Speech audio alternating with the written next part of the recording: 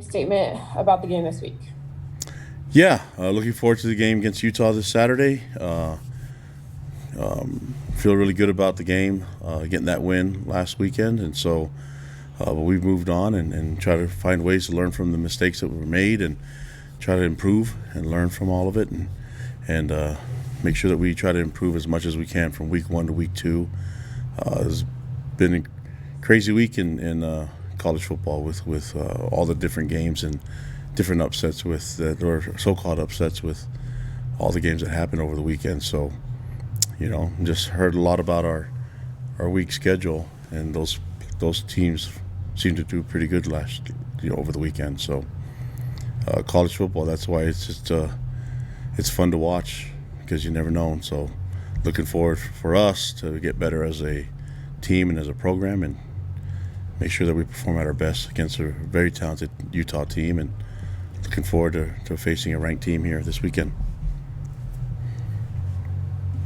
All right, Jared, go ahead. Kalani, we talked after the game about the health situation. What have you learned in the last couple of days? Where are you at as far as some of those injuries, particularly Keenan? How's he doing, and those guys? Yeah, Keenan's doing actually pretty good right now, and I think we just go into that concussion protocol. I think the scariest thing was just not knowing because he was out, and I'm really thankful that our the trainers and the doctors were able to take him in, and we ran all the tests and did everything we could, and it seems like he's going to be good. I mean, highly unlikely to play this Saturday, but we're just glad to get him back and get him healthy, and we'll work on getting him back to full speed. But football is not the thing that we worry about right now with him. It's just making sure that he's healthy. Gunner didn't come back into the game, and so the good news is he's not out for the year, and so we'll see how he goes day to day. Over the weekend has been tough on him. Doubtful for the game, but never know what could happen from in the next 4 to 5 days. We'll see what happens. I'm trying to think of anybody else. I think everybody else that were banged up in the game came back and finished. So we have some guys that are a little sore and everything. They just got to get better and be ready to play. Jake, go ahead. Kalani, obviously Utah, there's a heightened sense of, I don't know what you want to call it, just spirit, I guess, around this game every single year. Do you look forward to it every time you guys get to play Utah? Yeah, I'm looking forward to the game, and I know our players are, and we didn't get the game last year, so I think that we were looking forward to a lot of different things this year. This weekend, having the fans and the stadium was really, really nice to rely on that energy from them, and it caused some problems. When you're going from an empty stadium and you can yell out as a coach correction, it didn't work this last weekend, obviously, because of the noise level. But we love having the fans there, and we just, with the matchup with Utah, we're excited for the game. So our guys know that there's a lot of work to be done in the next few days, and get ready for this week of prep, so we can be at our best and perform at our best against Utah. Can you give us just a scouting report of what you see from them on film? Are they any different than they are in every other instance you've ever scouted them? Yeah, really talented, well coached. I mean, I know their coaches really well, so they're going to get the most out of their kids. You can see great leadership. I mean, the guy that stands out the most to me is their linebacker. Lloyd's, he's a big time playmaker, and they're big up front. On a very physical team on all three phases. And so we're really looking forward to the matchup. Obviously, I know them really well, and we seem to know each other, so we'll see what happens on the field. But it comes down to the players making plays and making sure that we as coaches learn from some of the things that we've gone through, especially after the first game, and try to make sure we get that improvement. Everyone says that you improve the most from week 1 to week 2. We'll see how much they improve. We'll see how much we improve, and then see what happens on Saturday. Hey, Mitch, and then Jared.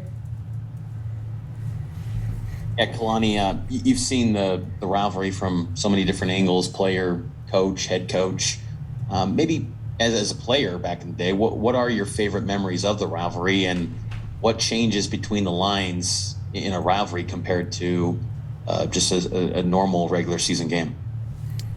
Well, I think just because we're familiar with each other, and me and my little brother played here at BYU, and our oldest brother played at Utah, and so there's the family connection, there's the friends, and there's a lot of guys on our team that know a lot of guys on their team, and so that's on the field. And then you go beyond the field and into households, and there's a lot of people that cheer for both, and there's a lot of people that have mixed families that go for one or the other school. So I think that makes it a lot more fun and makes it the bragging rights are the key here. So we're looking to try to find ways to make our fans happy, and that as a coaching staff and as a program and as a team, that's what we want to do.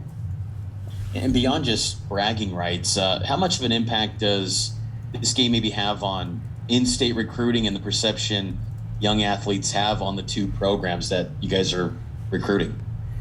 I'm not really worried about that stuff, to be honest with you. I just want to win the game, do whatever we can to perform at our best, and see what happens in the results. So right now we love our guys on our team. There's guys that are here that want to be here at BYU, and there's young men that we're recruiting that want to be here. And so I don't know how much crossover we actually have in recruiting, but all that matters right now is the game, and then making sure that we show up and can be at our best. That's the key for us. Kalani, everybody knows about the losing streak. You get asked about it every year that before this game. How do you address it with the kids? Do you talk about it at all? Do you ignore it? Like what do you do as far as trying to prepare to try and end that streak?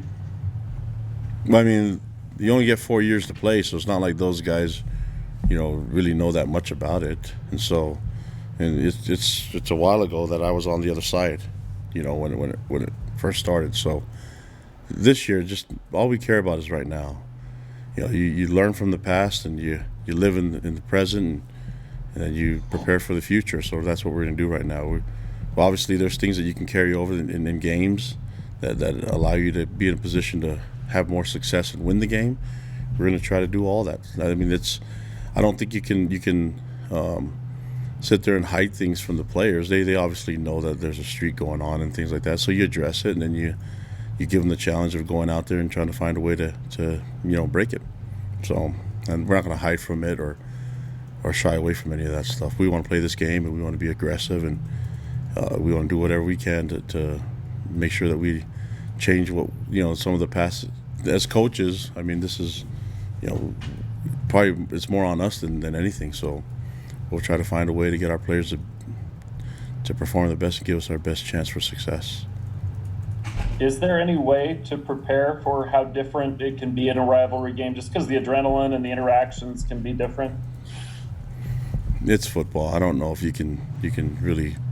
You just get out there and you just love the moment and get excited for it, and that's what we're going to get ready for. So I'm not going to sit there and try to play it up or play it down. It is what it is, and the kids are aware. This generation, they're different than when we were younger. That there's a lot more information out there, and so I'm not going to put any bans on them from social media or anything like that. That's the life they live, but when they get into this building, it's all work, and when we give them extra time and get some demand and expectations for them to prepare, there's a certain standard that we have, and they got to meet it.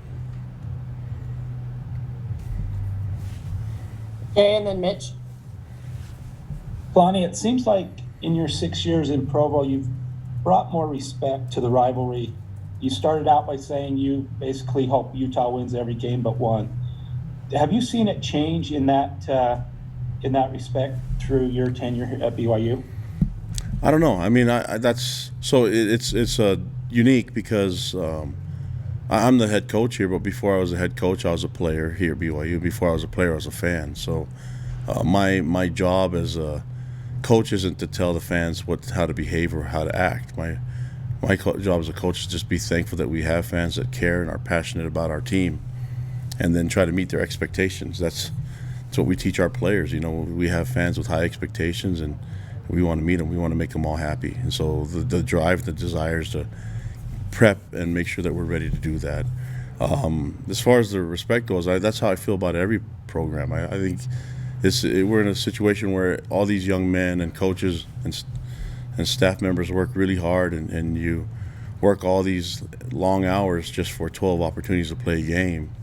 And some people don't think it's worth the time, but obviously we do, and then we're going against a team that feels the same way. So there's a camaraderie of people that are willing, players that are willing to spend thousands of hours of preparation just for minutes or seconds on the football field. And so I think there's got to be that high level of respect for each other. And in the rivalry, I mean, I've been on both sides, and I've had family that are on both sides, and so there's really good people all over this place, and especially in the rivalry games. And I think it's just really good for the soul to wish good things on people. I mean, that's why I want to beat Utah. I really do, right? But afterwards, I hope them, I wish them success and hope they do well. It does. Wishing bad things on other people is not good for the soul. So I've been taught that growing up from my father and my grandpa, and that's just how I live my life. I don't expect everybody to do it the same way, but they should try it. It's relieving, and it's refreshing, and I think it brings you closer to being a great disciple of Christ. Kalani, over the summer, Kyle Whittingham was asked who's the relationship with the biggest rivalry in their program, and said that they have a lot of different rivals in their conference affiliation now. Is Utah still the biggest rival for BYU after all these years since being an independent? Well, I don't think that's my job to define that. I think if you look at the fan base, they'll probably define it for you. So I don't know if it's even appropriate to put it on Kyle or put it on myself to define it for everybody. I'm just going to say we love playing this game. We love sharing the field with great opponents. We have a ranked, talented team coming into our house, and we're looking forward to defending our stadium. And both head coaches played for the great Lavelle Edwards. So it's a lot of cool things going on in this game, and so I'm not going to define whether or not the different rivalries happen and all that stuff. I just think that the fan bases do it for us already. So is that what you're asking about, Mitch? Yeah, okay. That's great. And I wanted to ask you one more question too, Kalani. From the film study over Arizona, what maybe one or two things that really stood out that give you some optimism going forward into the season? Well, the difficult thing, and I mean, just looking at the film, I know A-Rod was saying during the game that it wasn't everything that we thought. I mean, we did as much preparation as we could. They did some things that were different on film, on offense and defense, and definitely on special teams, because we didn't know what to expect on special teams. But I was really pleased with how our guys were able to adapt to it, and then our staff taking what we saw on certain things in special teams, especially, and getting on the sideline and drawing it up for our players. And then on offense and defense, we had to make some adjustments, and adapt according to what we're seeing from the game plan. But I think you have to give a lot of credit to their coaching staff. It's a really good coaching staff, and they were able to get their players played really hard, and they were able to get certain transfer guys in there to fill in some spots. And man, they were a really tough team. They played hard, and it was fun. It was a fun night. We obviously wish we could take some moments back and some decisions back, but I mean, I keep going back to should I have declined that penalty, or I don't know, but getting the ball on the 1 yard, that whole sequence, I wish I could look into it and see if I would have done it differently. But I think that I'm just grateful that there's a lot of great learning moments from that game, and that we were able to come out with a win.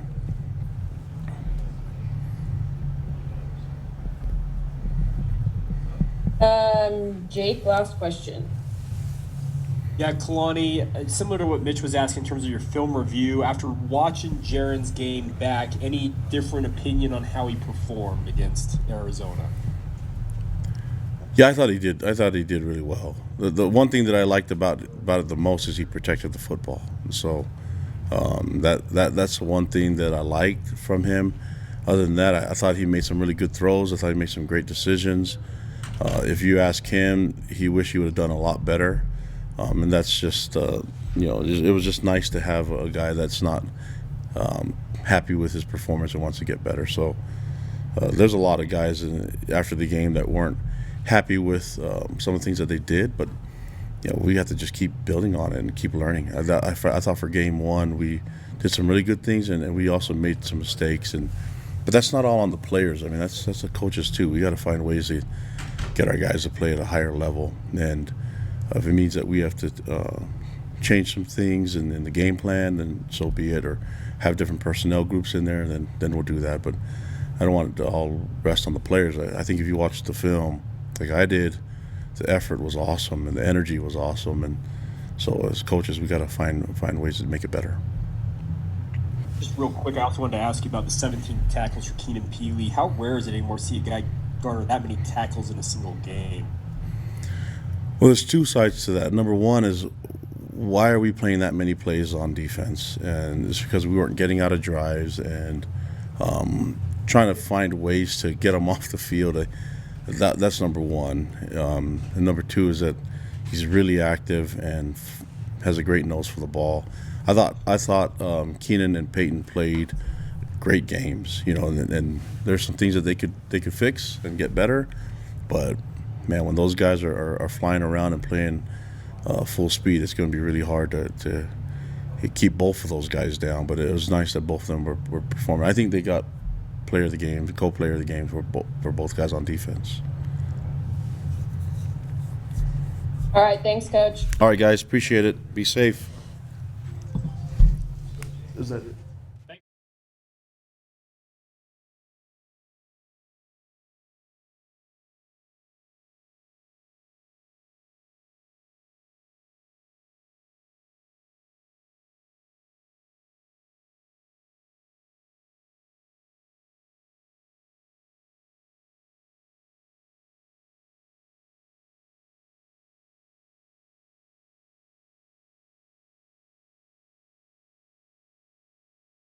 Okay, questions for James. Jared, go ahead. Hey, James. Hey, how you doing? Good. How are you? Good. Feeling good today. Talk about what you saw from the line in that game as you guys had the chance to compete for the first time.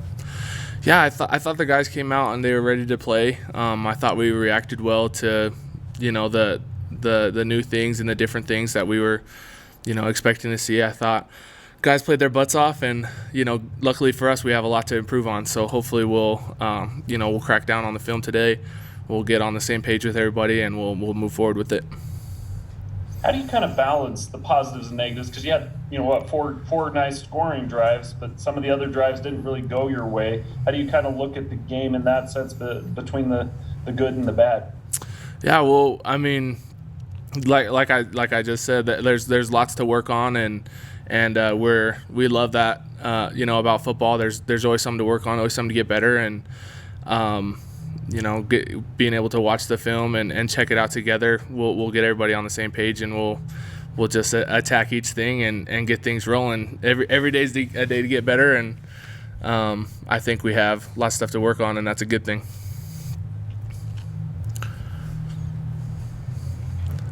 Let's go Sean and then Mitch.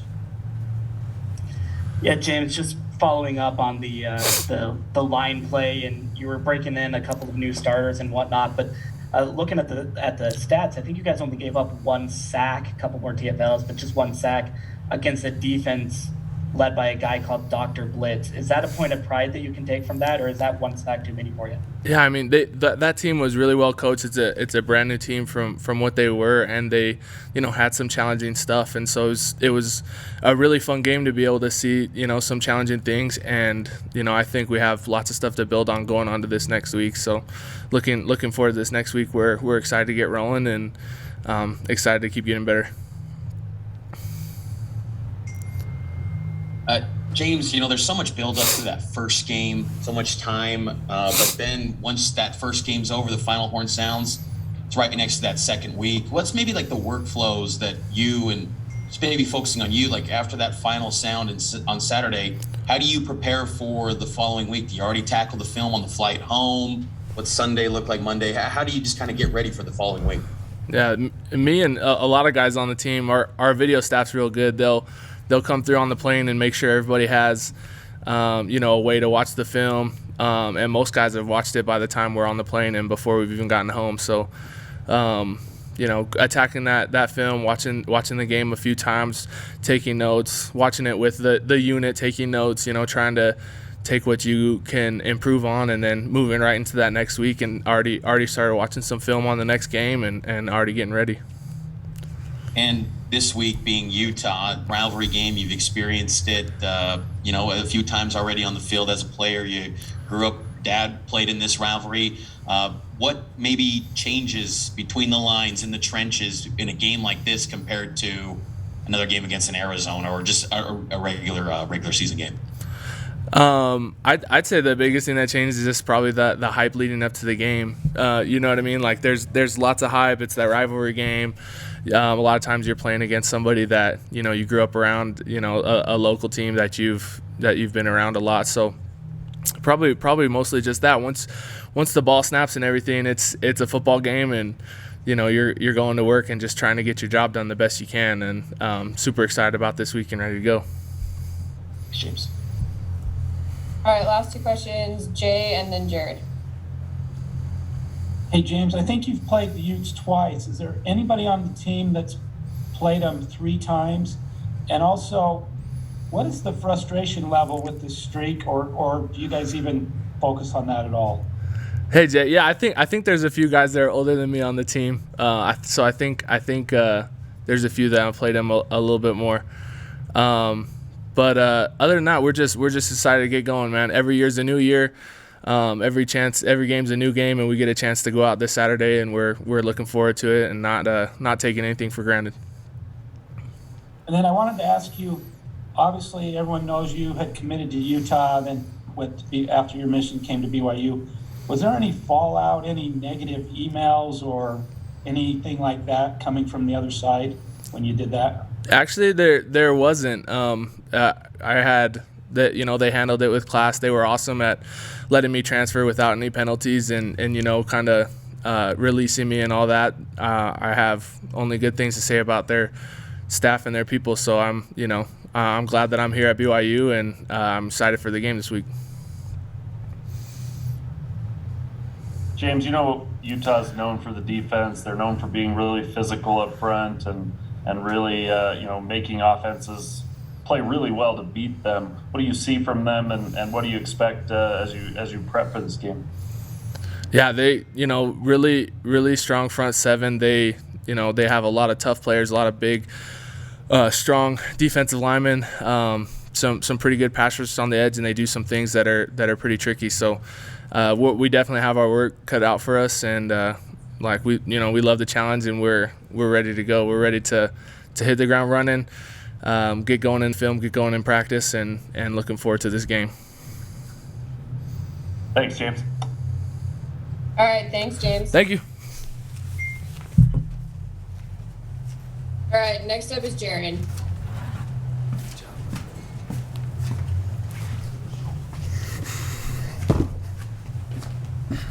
All right, questions for Jaren. Jared, go ahead. Jaren, as you looked back, what did you learn about yourself as you looked and took those lessons from game one? Just that I've improved over the years. I think the game's come a little quicker to me now. From the beginning of the game, things felt slowed down, and regardless of how quick we started out, I felt like we took care of the ball and played good football. So I think as a group, the game really slowed down, and we were able to see what they were doing and kind of adjust as the game went on. Kalani said that a lot of teams make a big jump from week 1 to week 2. That's kind of the traditional form. What jump do you feel like you and the offense need to make from that game as you get ready for Utah? I think we just got to start faster, get points on the board. That's what we're out there to do. So I think being comfortable, having more energy right from the get-go, just getting after it, trusting the game plan, and really just making plays. Mitch, go ahead.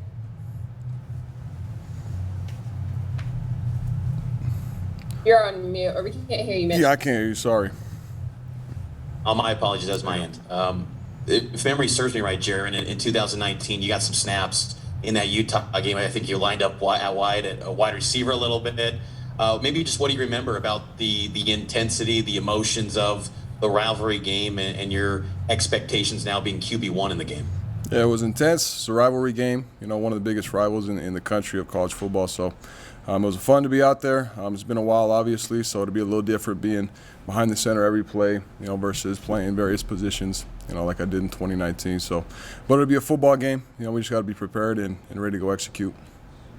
Do you have any connections or know any of the players from Utah? I mean, it's an in-state game, so it's easy to assume that there's some connection. Do you have any ties to anyone from the Utah roster or coaches? Sure, yeah. I mean, a couple guys. Devin Kafusi was here, a longtime friend of mine growing up, and then Brent Covey. We all played football, basketball against each other. So just to name a couple of those guys, I've known them for a while, and I'm sure there's a handful more. Okay, Jake, and then Jared will be our last two. Jaren, after going back from watching that film, do you feel like this offense can? I'm trying to how to phrase this right. Can take another step, or do you feel like we were kind of doing what we did all fall camp? Oh, we absolutely can improve. We are by no means have we made it. I don't think most teams make it the first week. I think there's always improvement. We've been able to watch the film already individually, and we'll watch it today as a team for a couple minutes before we start game planning on Utah. But I think we definitely have some things we can improve on this next week, and I think we'll make those strides. I also wanted to ask about your relationship with your dad. He was a running back at BYU, but does he kind of critique you as a quarterback? I know he coached you most of your youth growing up. He used to a lot more, and then he kind of turned the helm over to my quarterback coaches as he got older. So I don't know if he ran out of things to coach me on, or he just didn't want to waste his breath anymore. But no, he's still there for me, mentally and moral support. And we still talk football all the time. So no, he's good. I love my dad. Appreciate him. Jaren, you know about the streak. Everybody knows about the streak. Kalani said it's something that they don't shy from, but it's not like a big deal. It's all about the present. How do you guys deal with it as players? Yeah, we just short memory. Anything in the past is in the past, and we look forward. So for us now, it's looking forward to this next game because that's what we can control. You can't change the outcome of the past, but we can prepare our best for Saturday, and that's what we're going to do.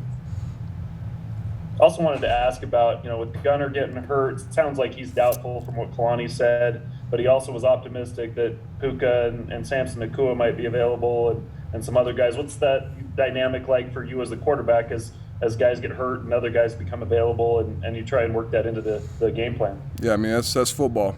Those guys play hard and they sacrifice their bodies every play, for the team. So it's going to happen.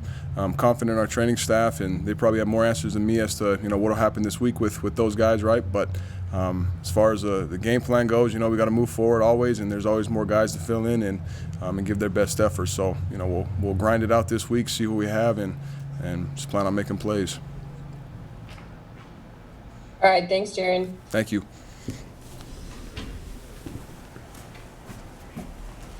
All right, last one, Tyler Batty.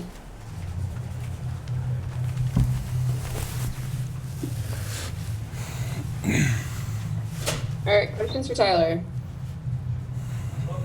Jared, go ahead. Tyler, looking back from game one, what do you learn? What do you need to carry over and build on for game two?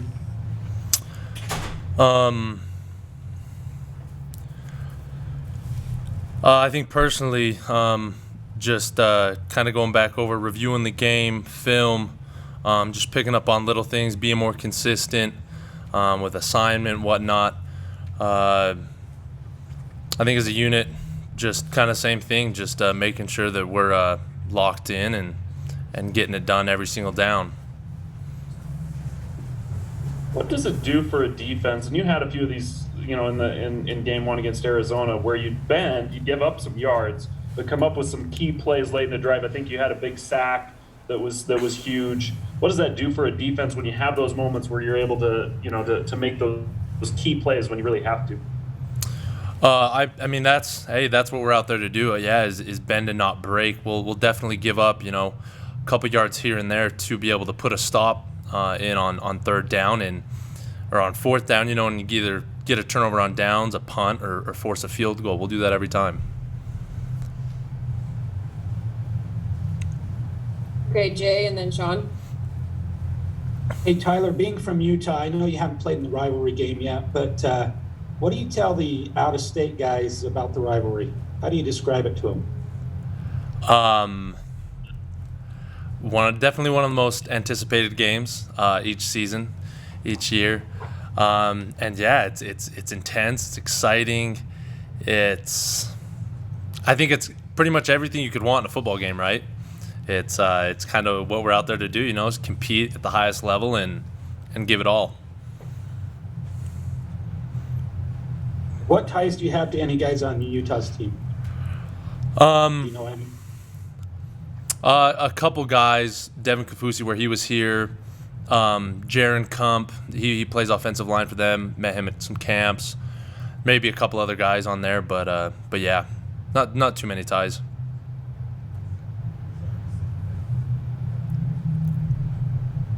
Tyler, I hate to bring you too much back to last game, but I got to ask you kind of by way of follow. Kalani mentioned to us after the game, specifically mentioned like the increased blitz packages. You guys were coming in more, going over the walls, I think, as their defensive coordinator likes to say.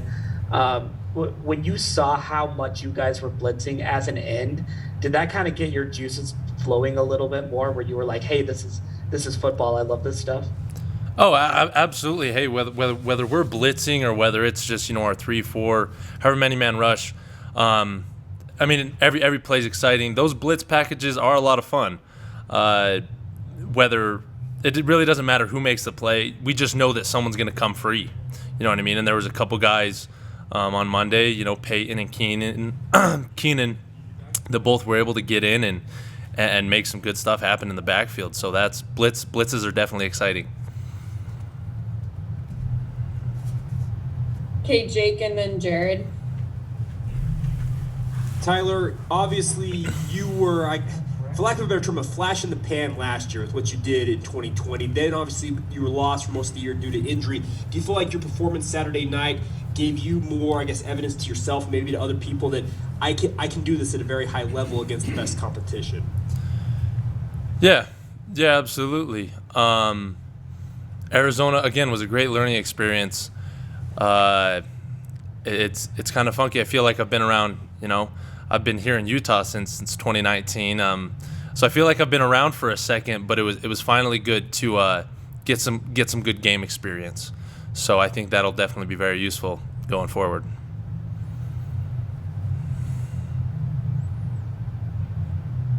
Tyler, I wanted to ask you to take me through the situation with Keenan. When one of your guys goes down, and then, as you get the word, over Sunday and, that, hey, he's doing okay, that's a stark reality of the dangers that this game has, when you have something like that. What's that like as a player? Yeah, we love our guys, for sure. We're all really close on this team, and so it was scary. It was scary, but just really, really happy that he's recovering, that he's doing well, that it wasn't more serious. So we're just happy that he's doing well. Is that something you guys talk about as teammates? Like you said, you're close. This reality of these types of things, but just the fact that, hey, you gotta understand that if you're playing a violent game, sometimes the risks are there. It's football, and you nailed it right on the head. It's a violent game, and you really never know what's going to happen. Hey, and that's exciting, and again, it's also can be not so exciting, a little scary, but it's football. All right, that's it. Tyler, you are Perfect. good to go. Thanks, guys. Have a good one. Thanks, Tyler. Thank you.